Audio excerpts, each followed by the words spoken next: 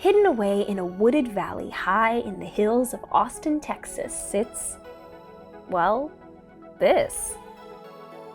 Dragon fossils, alien spaceship, just what is it?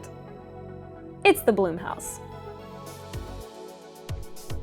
The Bloomhouse is a house, first and foremost, but it's also an art project, local landmark, and combination of two unique visions. This is where the familiar shakes hands with the fantastic. The Bloomhouse doesn't just look different, it's a space that feels like nowhere I've ever been before. Come on, let's explore.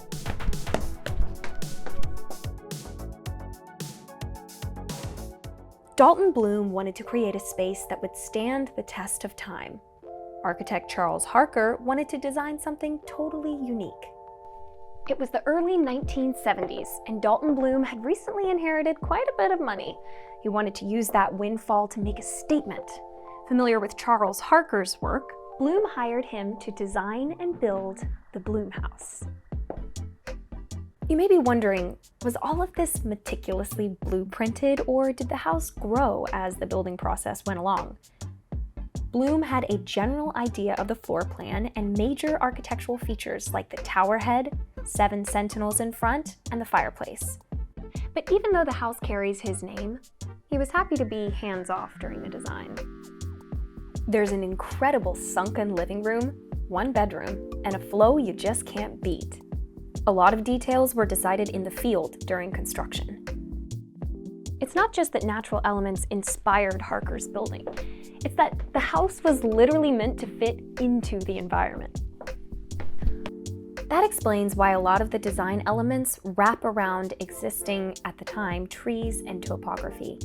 The swooping, curvilinear shapes rising from the earth also evoke the flow and curves of the wind and waves.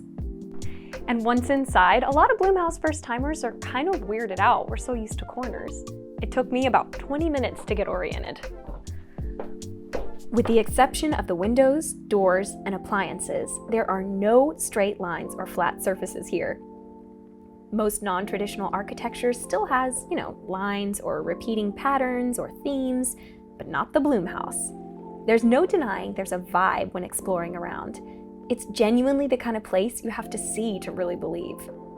The circular floor tiles were inspired by the cross-section of plant stalks. I've heard of houses having good bones, but this is ridiculous. They actually call this structure above the bed a conch shell. But that's yet another fun feature of the Bloomhouse. It's open to interpretation.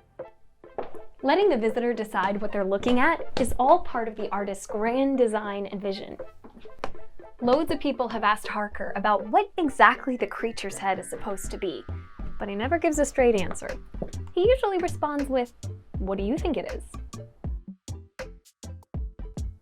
Personally, I think it looks kind of like a dinosaur skeleton, but my favorite part is when you walk inside, every single drawer, every nook and cranny, it's so purposeful and thoughtful. I love it. But if you want to get really, really technical about it, the house was constructed from steel rebar, coated in layers of polyurethane foam, and then sculpted with a handheld pruning saw over 7 months. Finishing the job are layers of concrete stucco inside and out. The Bloomhouse is different from any other modernist, surrealist building out there.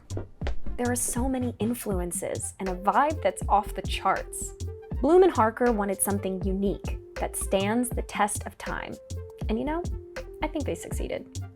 When it comes to turning your home into an art project, inspiration should always be in Bloom. Learn more about how a cash-out refinance can help grow your dream at rocketmortgage.com.